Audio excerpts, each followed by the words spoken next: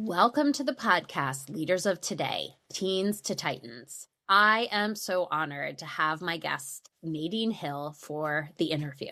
Nadine Hill is the founder of Balance in Your Business, LLC, where she helps small business owners gain clarity and confidence through strong financial organization and structure. She's also a dynamic professional mistress of ceremony, the MC, a panel moderator who is known for her humor, heart, and ability to make people feel seen, valued, and inspired, whether she's behind the mic or behind the scenes.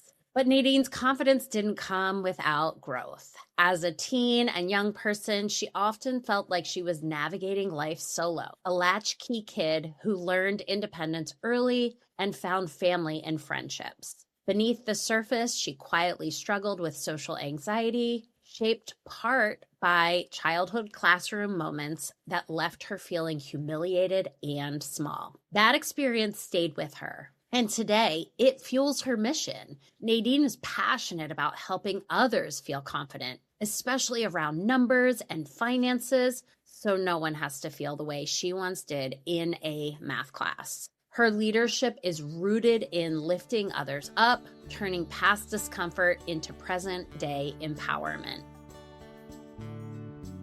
You're listening to Today's Leaders, from Teens to Titans. Hi, I'm Lorraine Connell, a teen leadership coach. I transitioned from teaching chemistry to coaching teens in leadership, helping them realize they can do hard things. We've often believed that leadership is an innate trait, but it's actually a skill that you build and improve. On this show, you'll meet today's leaders who share their teenage experiences, revealing how they developed confidence, direction, and the tools to become the leaders they are now. You'll discover how you or the teens in your life have the potential to become confident leaders, even if it doesn't seem possible.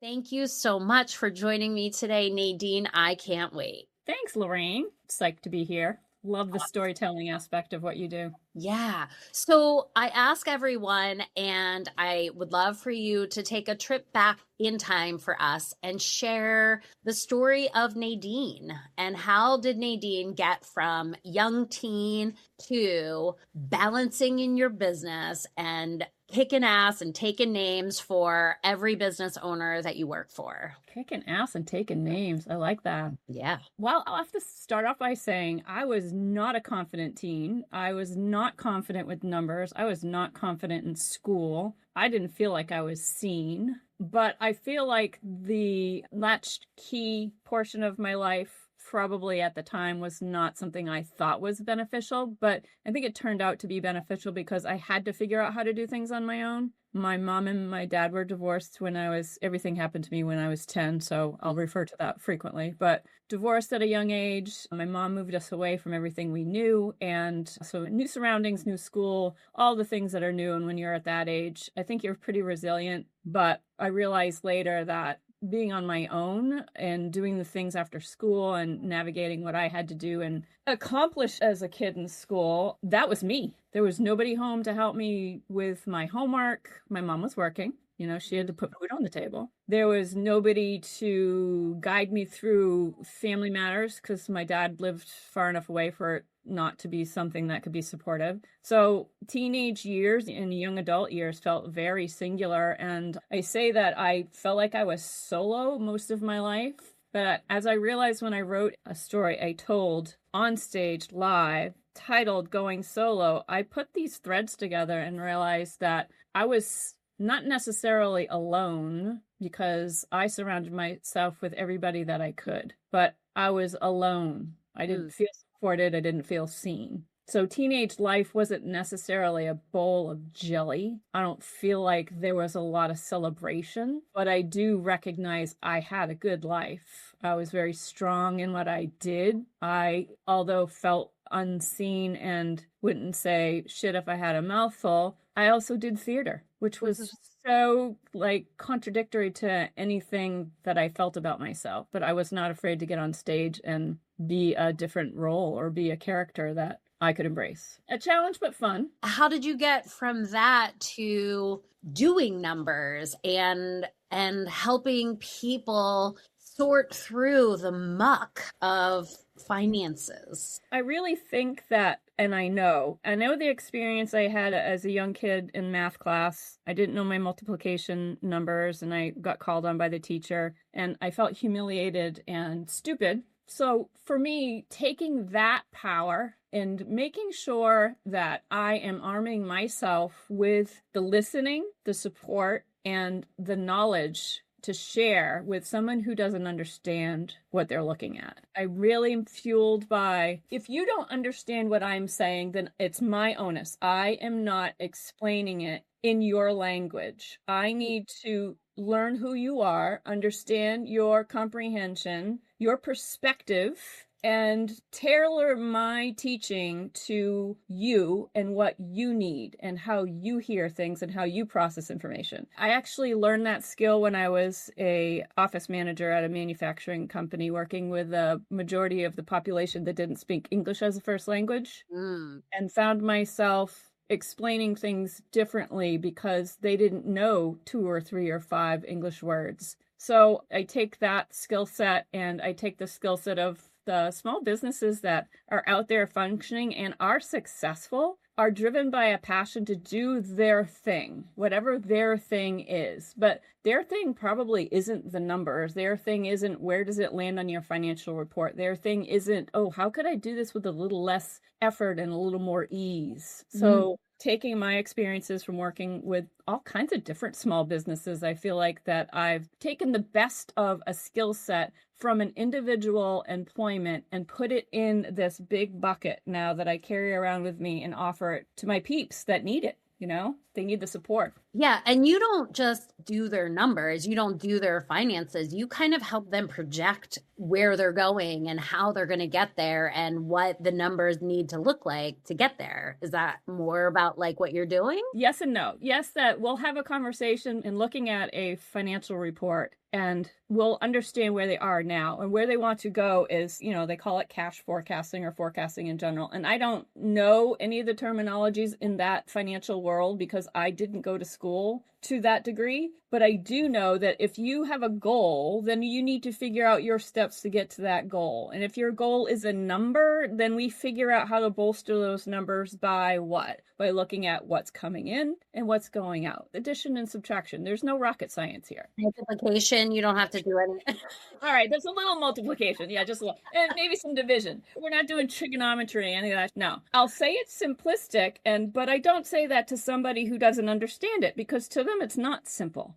To them, it's very complicated and overwhelming, and it's just all these numbers on a piece of paper. But that's where I come in because we break it down and we talk about, you know, January when you had your sales or this when you had that, and you associate that with a month and what did it look like that month and what does it look like the next month and so on and so forth. So it doesn't happen overnight. Somebody who's very nervous about or doesn't understand or money, the subject of money really bewilders and scares people. Yeah, there's a lot of fear. Shit out of people, and I get that. Because I've seen it. I grew up with it. We didn't have any. My mom never paid her bills. All the shit just piled up on the table like it was going to go away. But if you don't talk about it and understand whatever it is that makes you uncomfortable with someone that's safe for you, and maybe not that conversation the first time or the second time or the third time. But eventually, like I have a client now that we'll sit down and we'll look at the financial report and she's like, bing, bam, boom. And she knows it all. She knows why, she knows what she has to change, but she'll still ask me questions about my opinions of what have I seen in business, how do they do these things, and so on and so forth. So yeah, if someone doesn't understand something and I'm working with them, then it's me not giving them the right information for them to make the appropriate decisions with what's in front of them. Well, and I think that it kind of circles back to that moment in that classroom where, like, it wasn't that you couldn't have answered the question, you just didn't have the right tools to be able to know how to communicate and how to learn the multiplication factors that Spot Right. on, because not only did I not know the information, I probably did have the tool set, but there was also nobody there coaching me. Right. There was nobody to come home to and say, hey, are you having, problems with this? We should do these flashcards. Remember flashcards? Mhm. I know everybody had flashcards except for me, but there was nobody there to support me in that way. Nobody saw my struggle. Probably because I hid it really well. I don't know. Yeah. But if you don't ask, you are not going to get. Well, and I think you probably recognize that look of confusion or that look of bewilderment in your clients when you're explaining something and you see it and you're like, I need to back up. And what you're doing is you're teaching. And you said it like, I'm not teaching or I'm not doing a good job, teacher, and I wrote it down because that's exactly what you're doing. You're helping empower your clients with the knowledge that they need. And it's like some of us get afraid that we're working our way out of our jobs, but really you're just giving everyone else the tools to know what the numbers mean and how they work if they want to know that information. Yeah, I have some people like, I don't care, Nadine, just put it where it is and tell me at the end. Or there's others that they want to look at things on a quarterly basis. There's some people that look at it on a monthly or weekly basis, but we all have different kinds of conversations. And because everybody's different, they may be more prevalent in the finance portion of their business, or they had other businesses and they understand how it works. And I'll say this lightly, no question is stupid. There are some questions that are redundant, but typically it's because the person asking the question didn't understand the answer from the first time, so they'll ask you again. So I'll always say to somebody, always ask questions, but make sure you take notes. Because if you're asking the same question and you're getting the same answer and you're still asking the same question, there's a cycle there that needs to be broken. So either you're not comprehending what they're saying and you need to ask it differently, vice versa, it should be the teacher. Recognizing that you're asking me the same question, I've heard this before in different contexts. What is it about this don't you understand? Yeah. And I think sometimes people don't really know what they don't understand. So you have to. That's so true. You have to, I hate using the phrase unpack, but we got to unpack that shit, because if you're running your business, you need to be, I'll say 75% confident in what you're doing every day. You don't have to know it all. That's why you sub out some of your shit. That's why you have people that support you. That's why you have mentors. That's why you take classes and learn more things. But if you don't have a 75% grasp of what's going on every day, then there's a bigger problem. Right. And your lack of confidence in your early years, you know how valuable and how important that is for every individual business. I want to shift a little bit to something that you've started doing more recently, and that is your mistress of ceremonies and MCs and your panel moderators. Doesn't seem to line up with balancing my business, but it's a real powerful tool that you have. So can you tell us what you love about that? I think it's probably connected to theater, but tell us a little bit more about at that end of your world right now. I absolutely love curating an experience. It obviously depends on the experience, but so I did a panel moderation for a woman who did a library, a clothing library, and it was her master's degree. It was through the Dover Library, and literally you went in, you borrowed clothes, and you brought them back. And it was just a really cool experience, and that was my first panel moderating. I felt like I had done it my entire life. It was so easy. Everybody, questions, answers,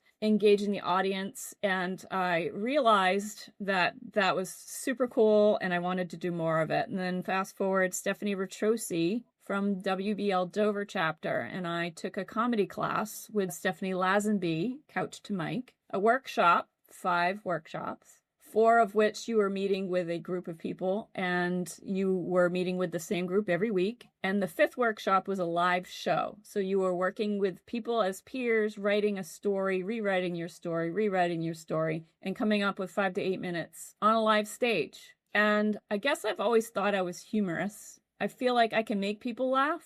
Yeah. If it's not like a comedy show and you're laughing so hard your stomach hurts, but I feel like my willingness, wantingness, ability is to just make people smile in whatever degree that is. And if you laugh hard because I say something you think is funny, then I'm happy because I made you happy. But getting on that stage, and that was the first time I had been on a stage in front of a live audience since I was a kid, because I've done a couple plays in junior high and high school. And Lorraine, I'm telling you, it healed me. Say more. It healed me in a way that, you ever hear that phrase, you got a captured audience? Mm-hmm. Captured audience, you can sell them whatever you want because they're there. You charge $10 for water. Well, they paid $20 to come to a show and they were my captured audience. It was almost like I was being seen and heard and appreciated intentionally.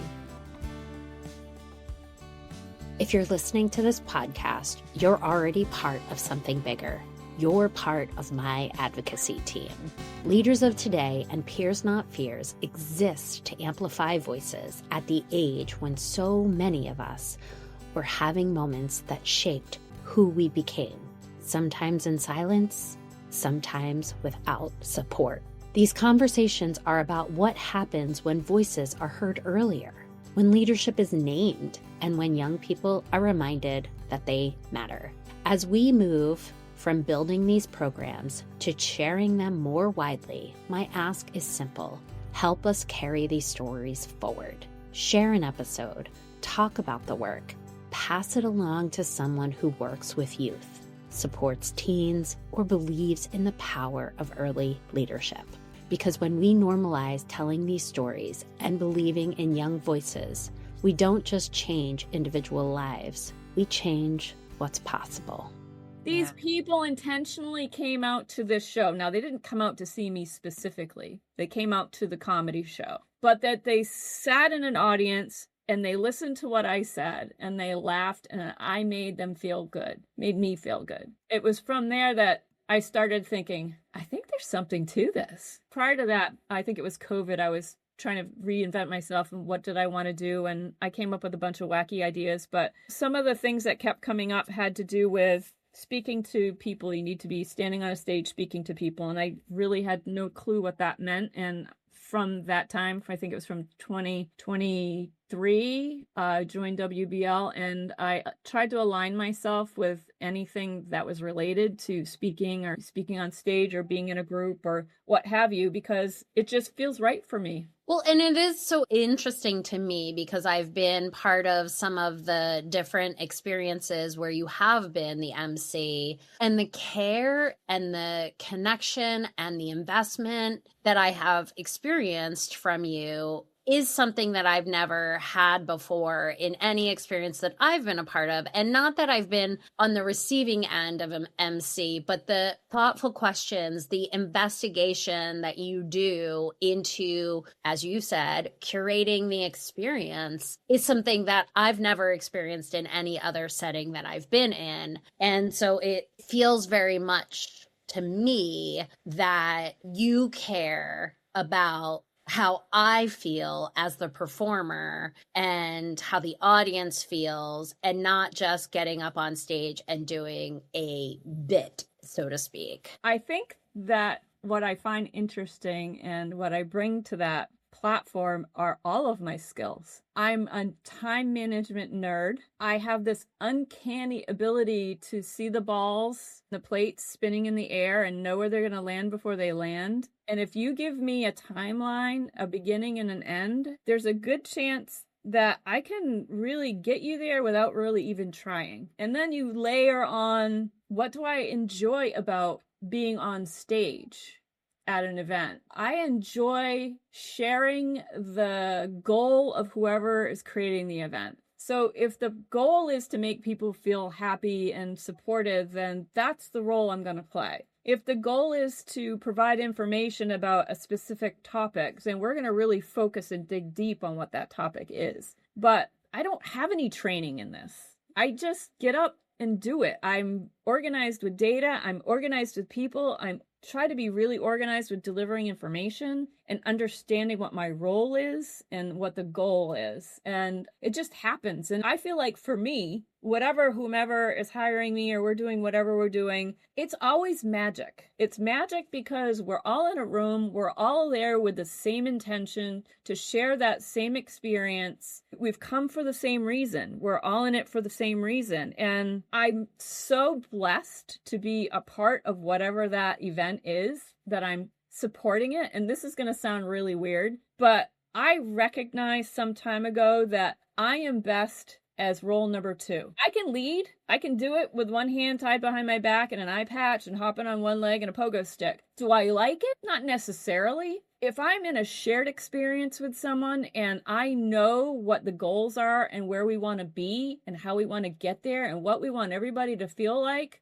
that's where I deliver 1,000%. I don't have to try. It comes really naturally. And if I'm working with the people that trust me to give that to me so that I can reciprocate to an audience, it's fucking magic. It's just magic. And again, it just heals me. And there's so much. I don't know if you can see the forest through the trees right now, but like by being number 2, you're making sure number 1 has everything they need, which you didn't have as a child. You, as number 2, are making sure that the person who is performing is feeling seen, is seeing valued. The people in the audience are being seen and valued, which is something that you didn't have as a child. And nobody feels alone, right? You're like making sure that nobody is going solo, that we're surrounded by this experience that you are creating through the facilitation of the entire experience. Like there's so many pieces that come together for me in this.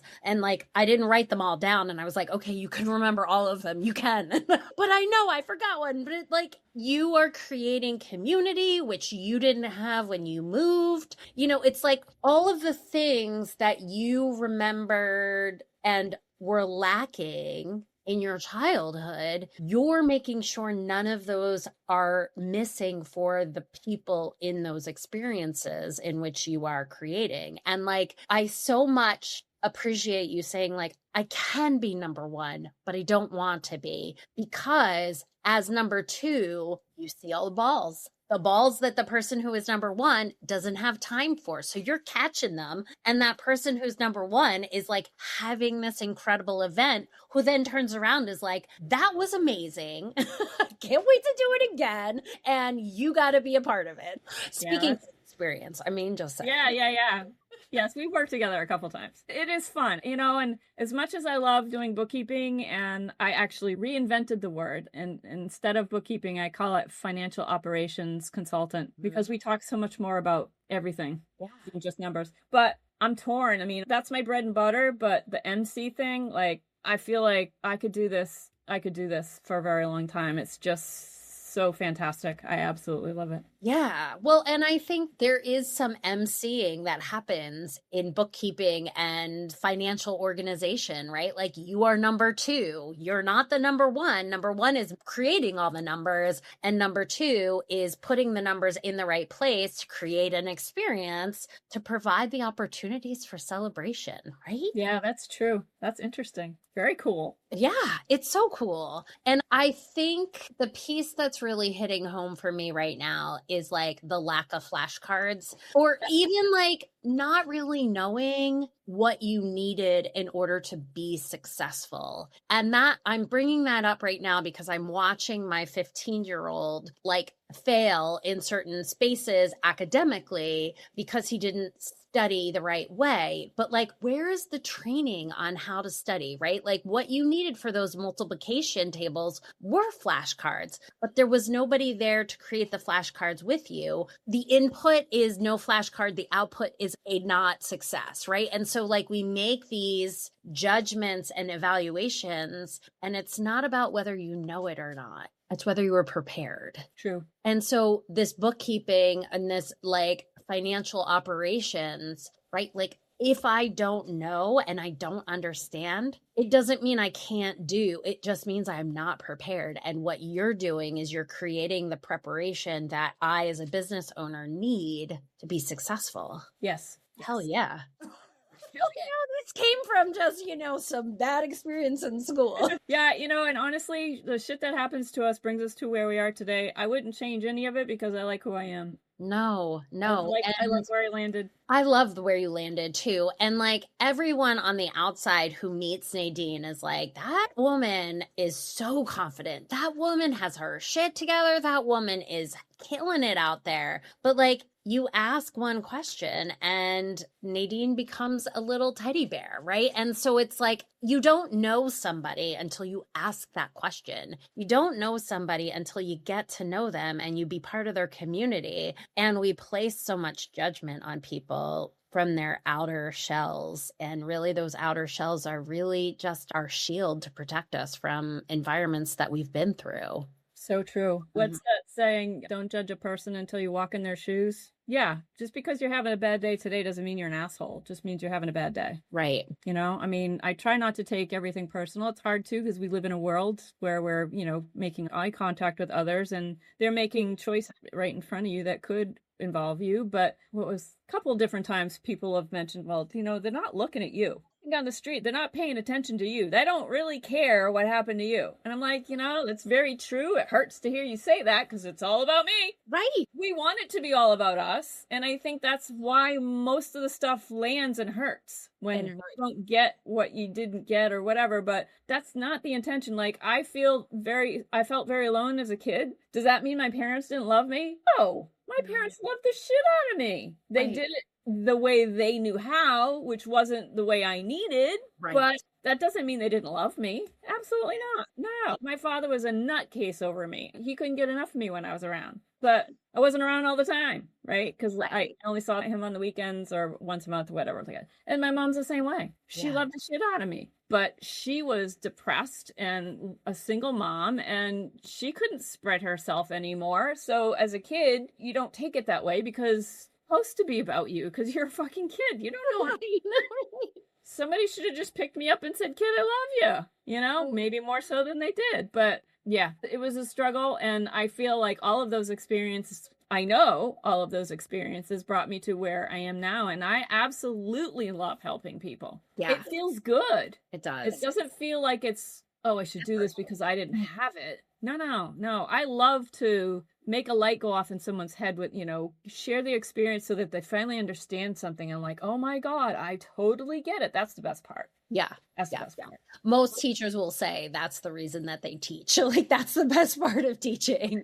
What if you went back to any teenager that maybe identifies with some of those feelings of being so lonely and being isolated and not connected or, coming home and feeling like their parents aren't available for them? What advice would you give to that teenager? Your parents aren't the only ones in your life. I didn't have my parents around and my family ended up being my friends. I don't know if you know the tattoo story. I have a sleeve tattoo. There are 5 flowers. The flowers represent 5 women in my life that have been in my life since I was that age, in the order in which I met them. And those people are still in my life to this day, but they were my family growing up. These are all my sisters. And, the boyfriends that I had and their friends, the people that I partied with, I considered them my family. They kept me running upright, straight, going forward, not always doing the right thing, but I was smart enough not to get caught doing the wrong things. And so you don't necessarily have to feel like you're alone because your parents aren't around. You just have to recognize that there's a lot of love in your life, even if it's your aunt and uncles, even if it's your neighbor, a mentor, a school teacher. And if you feel alone, there's a really good chance if you said it out loud, you'd feel a lot better and you would find somebody that would help you with whatever struggle you're having. I didn't ask for help. I didn't know I needed help. And I feel like it's people's responsibility around me to see me as a kid and know that I'm struggling with something. But I also learned that I need to be my own advocate, that my life is my life. And even at a young age, I don't think I really thought of it that way. So I just went through doing what I had to do every day because it was in front of me. So be an advocate for yourself and know that you're not alone. You have people all around you. You just have to connect with the ones that work for you. I actually think the advice of like saying it out loud, like I feel alone or I think I'm alone, like saying that out loud, and maybe somebody will hear you and be like, no, I'm right here. Like, I got you. Yeah, I mean, exploring, why it is you feel out loud, because it's okay to say it out loud, but I wouldn't want somebody to diminish the fact that someone feels alone. Oh, no, you're not alone. I'm right here. Well, why do you feel like you're alone? Yeah. What feels alone for you? I mean, it could be different for everybody. Yeah. So if people are interested in connecting with you in terms of your moderation and your emceeing, how would they reach out to you? Well, they could email me. Okay. Nadine@balanceinyourbusiness.com. I don't have anything on my website yet for MC stuff, but that's in progress. And I'll say I am a mentor for some small businesses. So you don't necessarily need a bookkeeper. Sometimes you just need somebody to talk to, run a scenario by. And so we could do consulting. We could do a lot of different things. I try to do everything to anybody. So the connection for bookkeeping and or financial officer and MC, same way. Just same email address. Yes. Okay. Yeah. Excellent. Then I will make sure that is in our show notes so people can link right there and connect with you. Thank you so much. Thank you. Are you ready to help the young people in your life unlock their inner strength and step confidently into leadership? The new workbook from Peers Not Fears, Your Voice Matters, Uncovering Your Unique Leadership. It's designed to help teens see the leader in themselves, step by step. It's not just a workbook. It's the first step towards a ripple effect that could change lives. Let's turn today's teens into tomorrow's titans. Thank you for tuning in to this episode of Leaders of Today, Teens to Titans. If you found this episode helpful, please subscribe, leave a review, and share it with other parents who might benefit from this conversation. Together, we can support our teens in building healthy, positive relationships and become leaders of tomorrow. Until next time, I'm Lorraine Connell, and this is Leaders of Today, Teens to Titans.